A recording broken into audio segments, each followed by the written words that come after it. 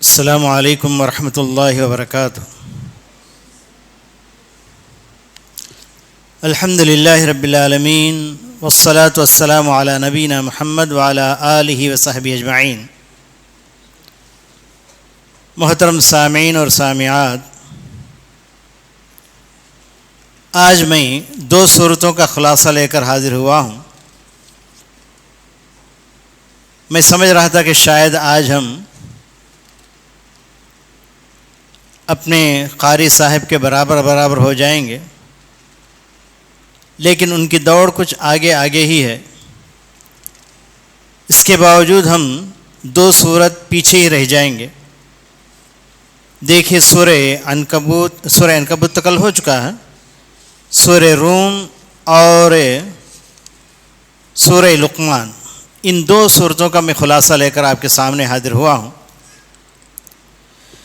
سورہ روم کی ابتدا بسم اللہ الرحمن الرحیم، الف لام میم، غلبت الروم فی ادنی الارض وهم من بعد غلبهم سیغلبون فی بضع سنین للہ الامر من قبل ومن بعد ویومئذ یفرح المؤمنون بنصر اللہ ینصر من یشاء وهو العزیز الرحیم۔ سورت کی ابتدا ایک واقعے سے ہو رہی ہے۔ اس واقعے کے اندر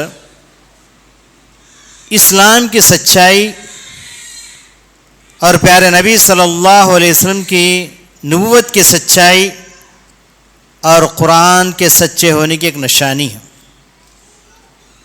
واقعہ یہ تھا کہ روم اور فارس، یہ دونوں اس زمانے کے سپر پاور تھے،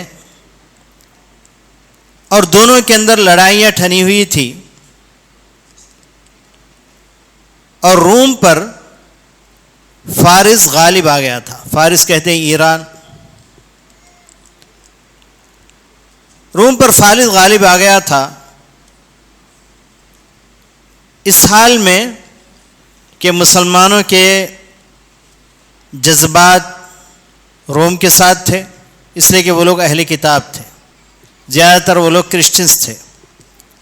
اس کے مقابلے فارس کے لوگ، یہ لوگ مشرکین تھے، اہل اوثان تھے، کئی معبودوں کی پوجا کرتے تھے فارس کے لوگ۔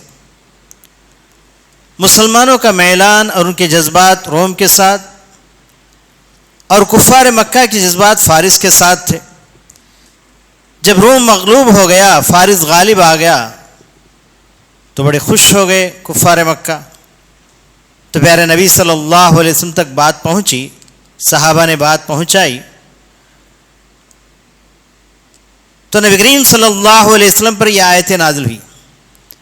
اس کے اندر ایک پیشین گوئی بتائی گئی، غلبت الروم، اب تو روم مغلوب ہو چکا ہے، اور بہت قریب کی زمین میں، لیکن اس کے بعد بہت جلد وہ لوگ غالب آنے والے ہیں۔ چند ہی سالوں میں، بیزون کہتے ہیں 10 سے کم، چند ہی سالوں میں وہ غالب آنے والا ہے، اور معاملہ تو اللہ کے ہاتھ میں ہے، پہلے بھی اور اب بھی۔ اور اس دن مومنین کو بڑی خوشی ہوگی اللہ تعالیٰ کی مدد سے، اور اللہ تعالیٰ جس کی چاہتا ہے مدد کرتا ہے، اور وہ زبردست ہے اور رحم کرنے والا ہے۔ اس پیشین گوئی کے بعد جیسے قرآن نے کہا ویسے ہی واقعہ پیش آیا، اور یہ بھی اللہ تعالیٰ کی ایک نشانی ہے، اللہ تعالیٰ کے دین کے سچے ہونے کی نشانی۔ تو سورت کی ابتدا اس طریقے سے ہی، پھر اس کے بعد آگے چل کر آیت نمبر 19، 20، 21، 22، 23، 24 میں پھر وہی نشانیاں جو کائنات کے اندر اللہ تعالیٰ کے دین کے سچے ہونے کی پھیلی ہوئی ہیں، ان کی طرف اشارہ کیا گیا ہے۔ گویا کہ قرآن مجید کی آیتوں کے ساتھ کائناتی آیتوں کا تذکرہ اس سورت کے اندر آیا ہوا ہے۔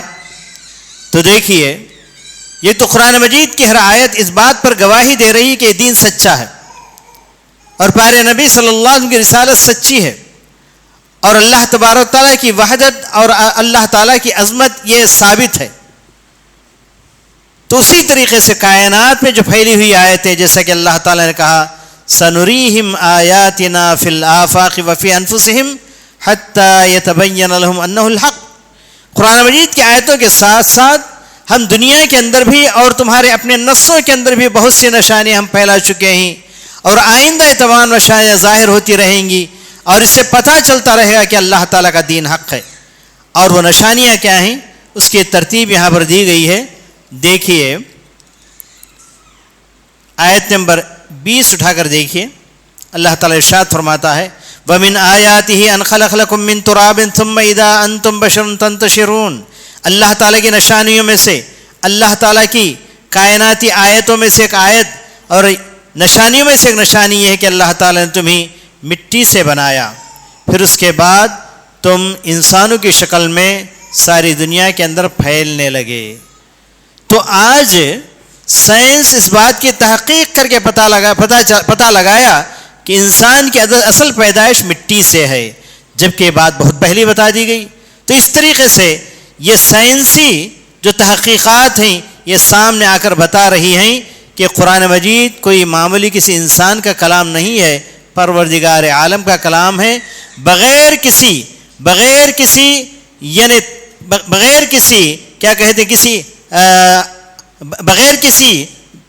چیز کے یا بغیر کسی تحقیق کے اللہ تعالیٰ نے بہت پہلے بتا دیا، اور آج تحقیق کر کے لوگ بتا رہے ہیں. پھر فرمایا وَمِنْ آيَاتِهِ أَنْ خَلَقَ لَكُم مِّنْ أَنفُسِكُمْ أَزْوَاجًا لِتَسْكُنُوا إِلَيْهَا وَجَعَلَ بَيْنَكُم مَّوَدَّةً وَرَحْمَةً إِنَّ فِي ذَلِكَ لَآيَاتٍ لِقَوْمٍ يَتَفَكَّرُونَ. اور اللہ کی نشانیوں میں سے ایک نشانی یہ بھی ہے کہ اس نے تمہارے نفسوں میں سے تمہارے جوڑے بنائے، مرد اور عورت کو بنائے، تاکہ تم اپنی بیویوں کے پاس جا کر سکون حاصل کرو، اور تمہارے درمیان اللہ تعالیٰ نے مودت یعنی محبت، رحمت یعنی شفقت، اور اس کے اندر اللہ تبارک تعالیٰ سوچنے والوں کے لیے، سمجھنے والوں کے لیے بہت سی نشانیاں رکھیں. یہ بھی کائناتی ایک نشانی ہے. پھر آگے چل کر اللہ تبارک نے فرمایا وَمِنْ آيَاتِهِ خَلْقُ السَّمَاوَاتِ وَالْأَرْضِ وَاخْتِلَافِ أَلْسِنَتِكُمْ وَأَلْوَانِكُمْ إِنَّ فِي ذَلِكَ لَآيَاتٍ لِلْعَالِمِينَ. فرمایا اللہ کی نشانیوں میں سے ایک نشانی یہ بھی ہے کہ آسمان و زمین کی پیدائش اور تمہارے زبانوں کا اختلاف. اللہ تعالیٰ انسان کو پیدا کر کے ساری دنیا میں مختلف صفات کے ساتھ پھیلایا. اتنا ہی نہیں، اس انسان کو اللہ تعالیٰ مختلف زبانیں بھی سمجھایا اور زبانیں بھی سکھایا، اور ساری زبانیں اللہ تعالیٰ کی طرف سے ہیں. اور اس کے اندر بھی ایک نشانی ہے، اور وہ الوانکم، اور تمہارے رنگوں کے اندر بھی اللہ تعالیٰ کی ایک نشانی، جیسا کہ روایتوں کے اندر آیا ہے فقبض قبضۃ من جمیع الارض. اللہ تعالیٰ جب آدم علیہ السلام کو بنانے کا ارادہ کیا تو پوری زمینات سے اللہ تبارک تعالیٰ نے یہ ایک مٹھی مٹی لی اور اس سے آدم کا پتلا بنایا. تو اسی مٹی کا اثر ہے کہ ہم میں کوئی گورا ہے، کوئی کالا ہے، کوئی نرم مزاج ہے، کوئی سخت مزاج ہے.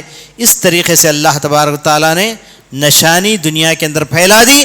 آج تحقیقات کر کے سائنس اس بات کو واضح کر رہی ہے اور بتا رہی کہ قرآن بالکل سچ ہے.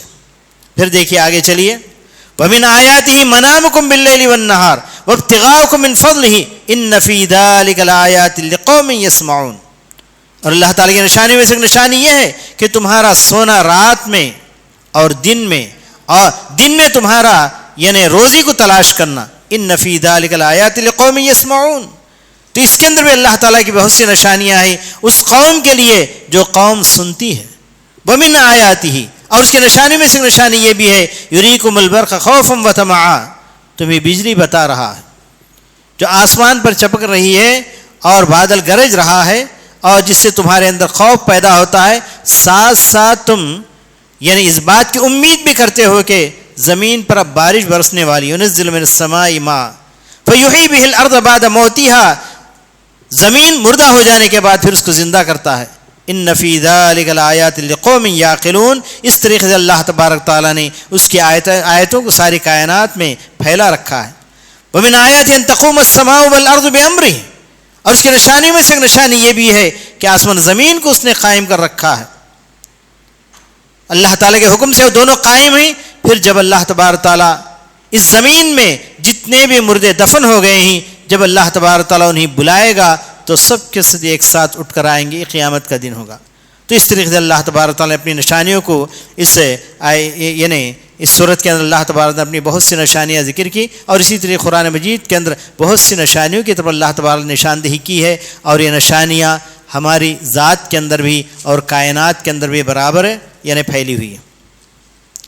اب اس کے بعد چلیے آیت نمبر 30/9-39، اس کے اندر اللہ تبارک ارشاد فرماتا ہے وَمَا آتَيْتُم مِّن رِّبًا لِّيَرْبُوَ فِي أَمْوَالِ النَّاسِ فَلَا يَرْبُو عِندَ اللَّهِ وَمَا آتَيْتُم مِّن زَكَاةٍ تُرِيدُونَ وَجْهَ اللَّهِ فَأُولَٰئِكَ هُمُ الْمُضْعِفُونَ۔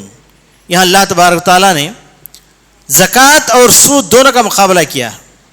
بظاہر انسان کو سود اپنے مال کے اندر بڑھوتری بتاتا ہے، لیکن حقیقت میں وہ مال بڑھتا نہیں ہے، بلکہ مال اللہ تعالیٰ کا دیا ہوا یعنی حلال مال وہ حرام بن جاتا ہے، سود جب اس کے اندر ملتا ہے۔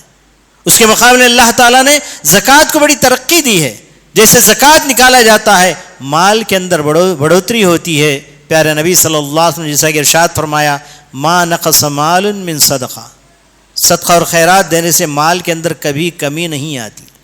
مال کیا ہے یا مالداری کیا ہے؟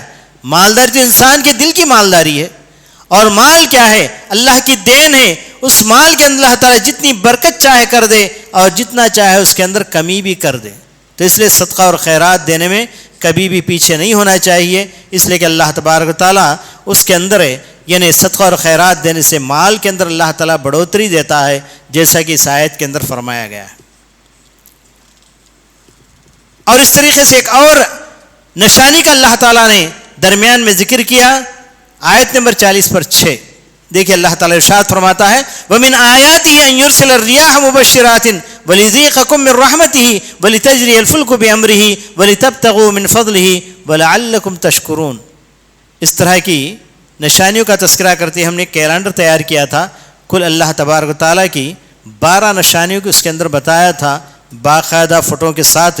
تو یہاں پر دیکھیے اللہ تعالیٰ ارشاد فرماتا ہے اللہ تعالیٰ کی نشانیوں میں سے ایک نشانی یہ بھی ہے یرسل الریاح مبشرات، جو ہوائیں اللہ تبارک تعالیٰ بھیجتا ہے وہ خوشخبریاں لے کر آتی تاکہ تمہیں اللہ تعالیٰ کی رحمت کا مزہ تمہیں چکائے، تاکہ کشتیاں اس کے حکم سے دریاؤں میں چلے، اور تاکہ تم اپنی روزی کو تلاش کرو، شاید کہ تم شکر گزار بن جاؤ۔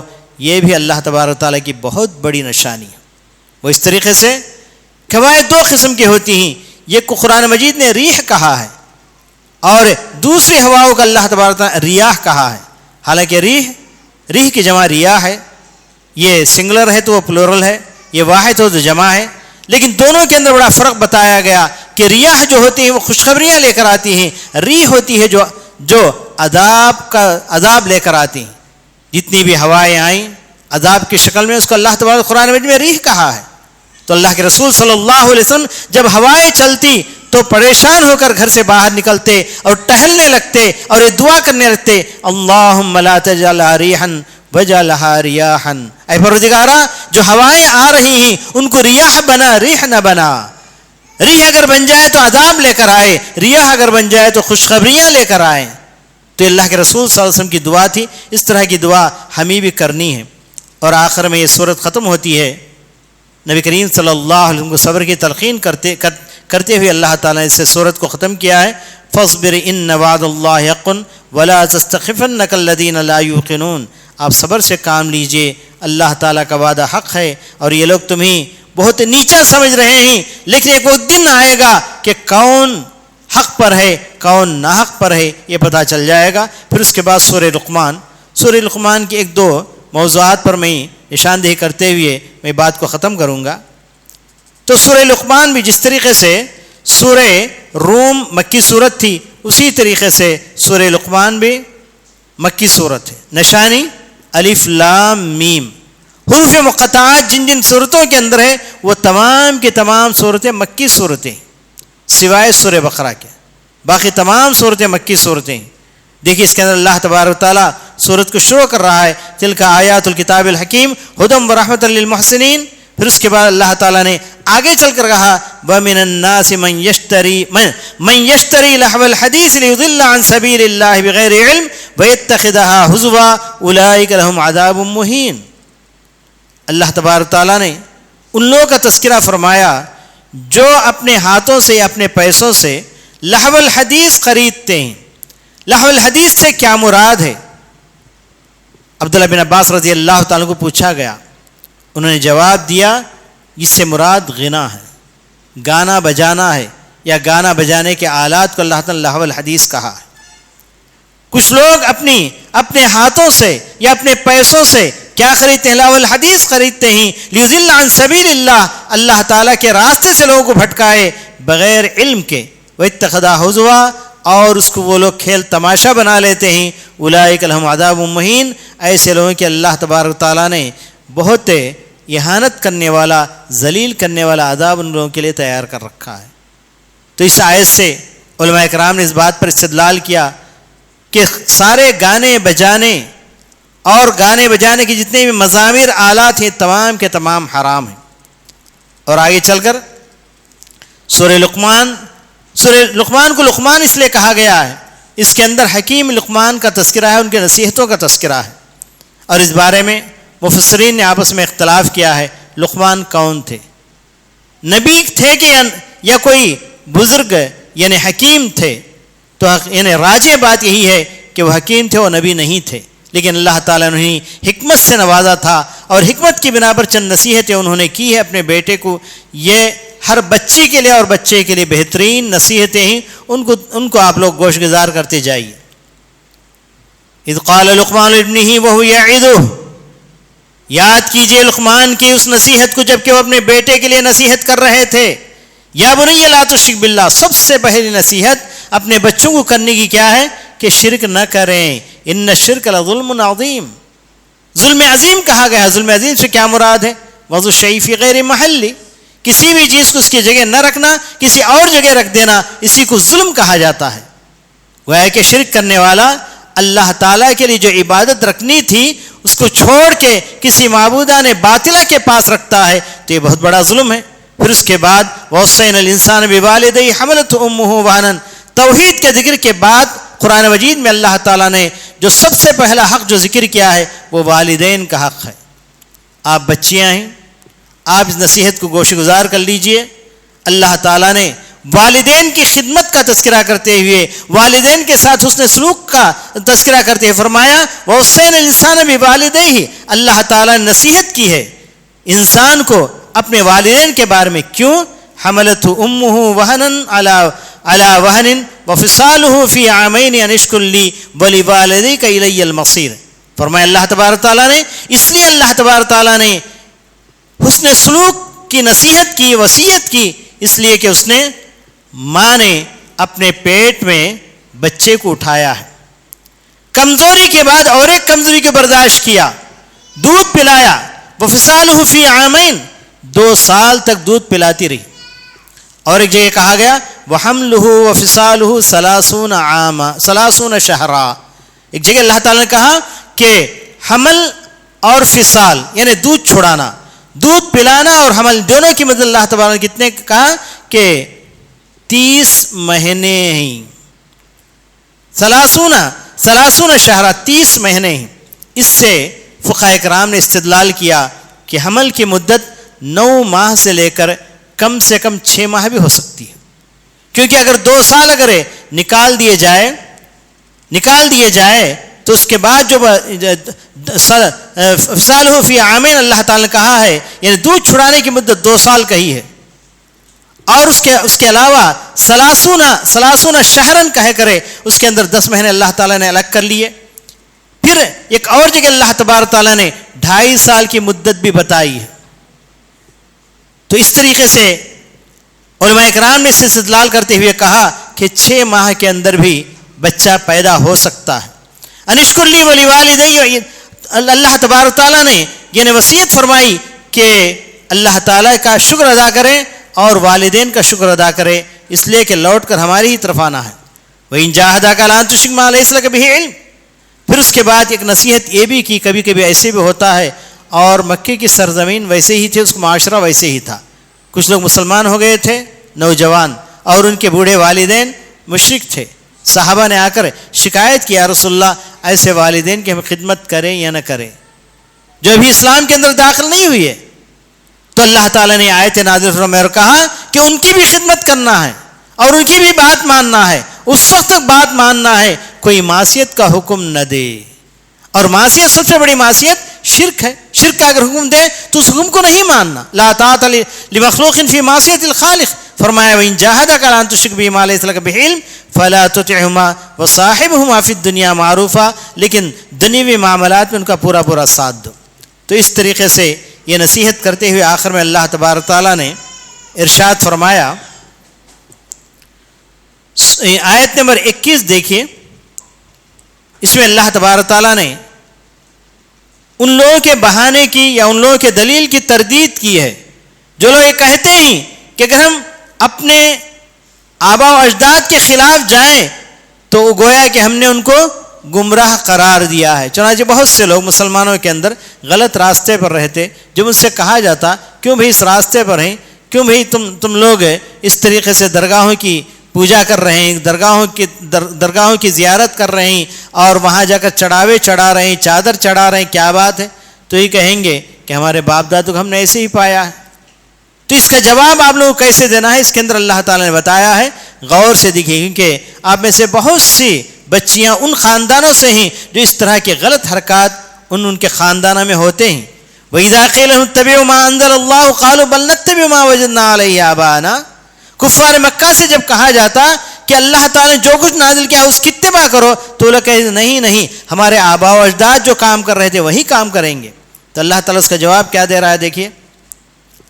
اولو کان الشیطان یدعوہم الی عذاب السعیر.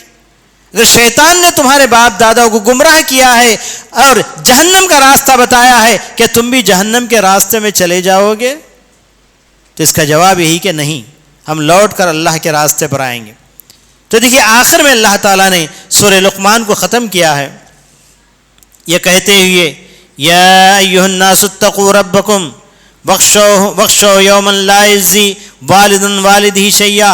تم لوگ جو بہانہ بنا رہے ہیں کہ والدین ہمارے ایک راستے پر ہیں تو ہم اس راستے کو کیوں چھوڑیں. تو اللہ تعالیٰ کہہ رہا ہے کل اس دن کو یاد کرو جس کے اندر کوئی والد اپنے ولد کے لیے کام نہیں آئے گا، یعنی باپ بیٹے کے لیے کام نہیں آئے گا، بیٹا باپ کے لیے کام نہیں آئے گا. الگ الگ اپنے زندگی کے بارے میں حساب و کتاب اللہ تعالیٰ کے پاس دینا ہے. اس لیے کبھی یہ نہ سوچو کہ والدین اگر کسی راستے پر ہیں تو اسی راستے پر ہم چلے جائیں. نہیں، قرآن و حدیث کے راستے کو اپنانا ہے. فرمایا اے لوگو ڈرو تم اپنے پروردگار سے اور اس دن سے ڈرو جب کہ کوئی باپ اپنے بیٹے کے کچھ کام نہیں آئے گا. ولا مولود هو جاز عن والدہ، اور نہ ہی کوئی بچہ اپنے باپ کے کام آئے گا. ان وعد اللہ حق، یہ اللہ تعالیٰ کا وعدہ حق ہے. فلا یغرنکم الحیات الدنیا ولا یغرنکم باللہ الغرور. کہیں دنیاوی زندگی تمہیں دھوکے میں نہ ڈال دے اور نہ ہی شیطان جو غرور ہے وہ تمہیں دھوکے میں نہ ڈال دے.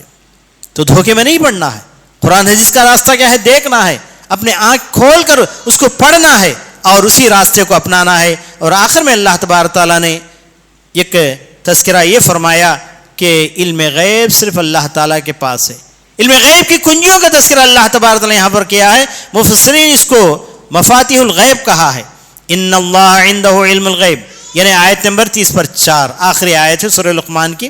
اس سے بات ختم ہوتی ہے. ان اللہ عنده علم الساعة وينزل الغیث ويعلم ما في الارحام وما تدری نفس ماذا تکسب غدا وما تدری نفس بأي ارض تموت ان اللہ علیم خبیر. 5 چیزیں ایسی جس کا علم اللہ کے علاوہ کسی اور کو نہیں ہے، اور ان کو مفاتیح الغیب، غیب کی کنجیاں کہا گیا ہے. اور حدیث کے اندر بھی اس کا تذکرہ آیا ہے.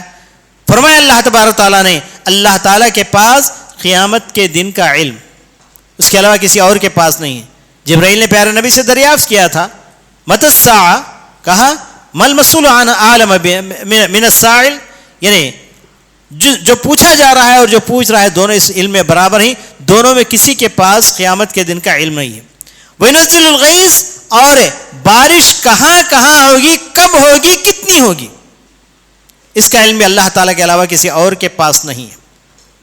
اور اس کے بعد وَيَعْلَمُ مَا فِي الْأَرْحَامِ، رحم مادر میں کیا ہے اس کا علم سوائے اللہ کی کسی اور کے پاس نہیں ہے. رحم مادر سے مراد یہاں کائنات کی ہر چیز جو چھپے سے باہر آتی ہے، اسی مثال کے طور پر ہے یعنی پھول سے پھل نکلتا ہے اور پھلی سے بیج نکلتا ہے، اور اسی طریقے سے رحم مادر میں بچے پیدا ہوتے ہیں، بچے نکلتے ہیں، اس کا علم اللہ کے علاوہ کسی اور کو نہیں ہے۔ کہنے والا یہ کہہ سکتا ہے کہ آج تو اسکان آ گیا ہے، پتہ نہیں ایکس رے آ گئی، فلاں آ گئی، لیکن یہ زیادہ سے زیادہ نر یا مادہ یہ بتا سکتے ہیں، لیکن اس کی تقدیر کیا ہے، وہ کتنا کھائے گا، کہاں مرے گا، اور کتنے دن جیے گا، اور کس زمین پر اس کی موت آئے گی، ساری چیزیں اللہ تعالیٰ کی تقدیر میں لکھی ہوئی چیزیں ہیں، یہ اللہ تعالیٰ کے علاوہ کوئی جانتا نہیں۔ تو یعنی ایسے علم سے مراد سارا علم ہے، وما تدری نفس ماذا تکسب غدا، کل کون سا نفس کتنا کمانے والا ہے، یہ بھی اللہ تعالیٰ کے پاس اس کا علم ہے۔ وما تدری نفس بأی ارض تموت، اور کون سا نفس کہاں مرے گا، یعنی کون سا انسان کہاں جا کر کس زمین کے اندر مرے گا، اس کی موت کہاں لکھی ہوئی ہے، اس کا علم سوائے اللہ کی کسی اور کے پاس نہیں ہے۔ ان اللہ علیم خبیر، بے شک اللہ تعالیٰ جاننے والا اور بڑی خبر رکھنے والا ہے۔ تو اس طریقے سے سورہ لقمان کی یہ صورت انہی آیات سے ختم ہو رہی ہے۔ اللہ تعالیٰ سے دعا ہے کہ جو کچھ ہم نے سنا ہے اور سیکھا ہے اور سکھایا گیا ہے اس پر عمل کرنے کی اللہ تعالیٰ توفیق عطا فرمائے، اور اس سے ان دروس کی وجہ سے اللہ تعالیٰ ہمارے ایمان کے اندر ترقی عطا فرمائے۔ ربنا تقبل منا انك انت السميع العليم وتب علينا انك انت التواب الرحيم، وآخر دعوانا الحمد لله رب العالمين۔